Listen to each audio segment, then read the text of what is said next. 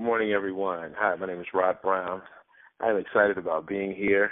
This is the third week to our series, The Loyalty of Leadership.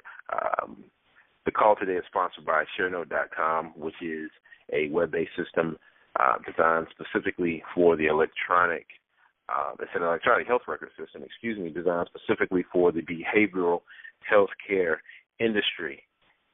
Again, we're here today still talking about the loyalty of leadership. The first week we talked about trust, and without trust there is no leadership, period. No ifs, no ands, no buts. The week after that we talked about respect and how important it is to garner respect from those that you lead, garner respect from them, and also give the folks that you lead a great deal of respect. Today I want to spend time talking about connecting with the folks that you lead, and also connecting with yourself, which is actually more important than connecting with the folks that you lead, because if you don't connect with yourself, then it's going to be very difficult for you to connect with someone else. It's going to be very difficult for you to lead other folks. It's going to be very difficult for you to understand them. So we want to spend some time talking about connecting, first and foremost, with yourself. The heart has to come first. You have to connect on an emotional level with the folks that you lead. But I want you to be able to connect with yourself on an emotional level. And one of the ways you can do that is Kevin Hall, who is an author of a book called Aspire. There are 4 belief statements that are really, really important that you have to believe before you can become an effective leader. The first one is, I am worthy. And that simply means that your worth is important. You are worth something, and that you are valuable in the role that you're in that leadership role, be it a parent, be it a manager or a division director, be it a coach. You are worthy of being in that position, and you have to tell yourself that you are worthy and believe that. Number 2 is, I am capable. You have to believe that, you know your stuff, and that someone can trust you and trust that you know your stuff, and that you are more than capable of doing the job and being in that role as a leader.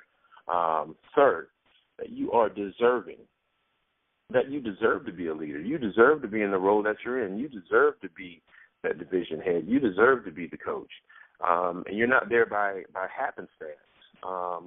Because you're worthy and because you're capable, you are definitely deserving. So you have to believe that about the leadership role that you're in. And then 4th, we talked about trust and making sure that you form a bond of trust with those that follow you. But 4th, you have to trust yourself. So you have to, tell yourself, you know what, I trust myself. I trust myself that I'm not going to do anything that's going to create a negative situation for my followers. I'm not going to do anything to jeopardize the role that I'm in. I trust that I am capable. I trust that I am worthy, and I trust that I am deserving. I trust that I know my stuff. I trust that I'm very confident in what I do.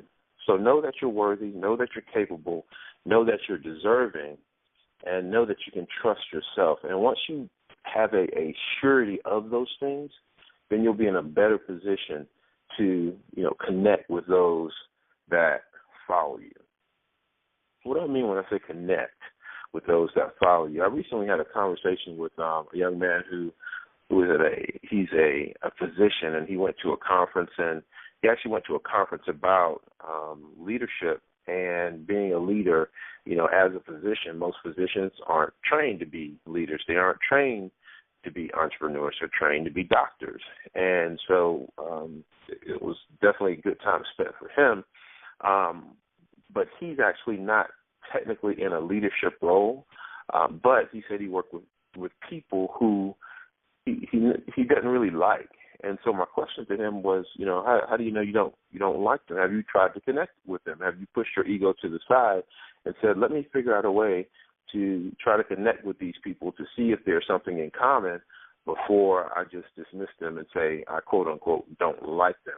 So when I talk about connecting with someone, I don't mean, they become your buddy old pal and you hang out all the time, but on some level you have something in common, something that you can identify, with that person. And before we can, be a leader and ask someone to do something for us, ask them for their hand to help us out, we have to touch their heart.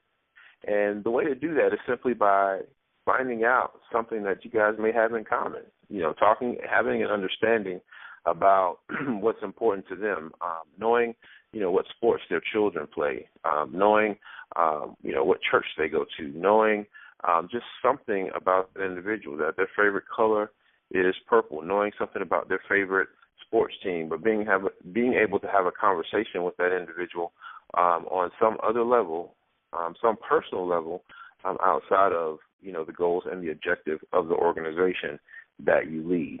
So you have to be able to touch someone's heart before you can ask for them to do something or ask for their hand. And again, touching our hearts, we have to be able to touch our own heart. So again, we have to be able to connect with ourselves, because we can't necessarily take people places or lead people to places that we've never been. One of the places that we need to be able to lead people to oftentimes are not really, a physical place. We need to be able to lead people to, say, forgiveness. Well, if we haven't connected with ourselves and we haven't been to a place of forgiveness ourselves, or we haven't been to a place of compassion, we can't lead our people to places like forgiveness and places like compassion. So it's very, very important for us to connect with ourselves to be able to do that. One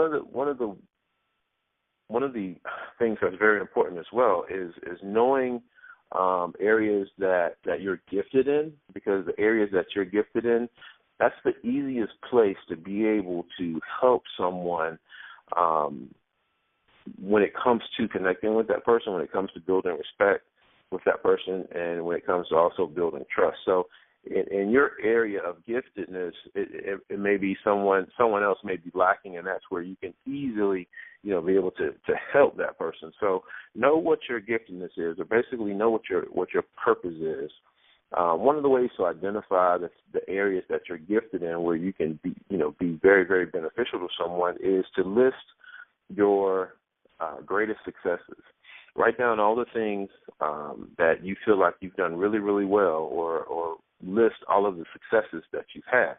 Also, find or list some of the disappointments or setbacks that you've had. So, and what you want to do is, with both of those different lists, those two different lists, is you want to look for commonalities. So, in my list of successes, I want to see the characteristics of the times that I was most successful.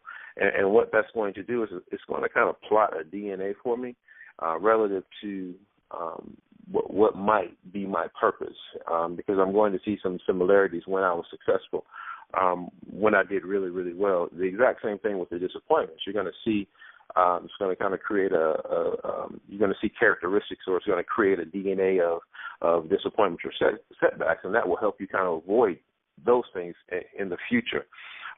So know, what your purpose is. On top of that, know what your passion is.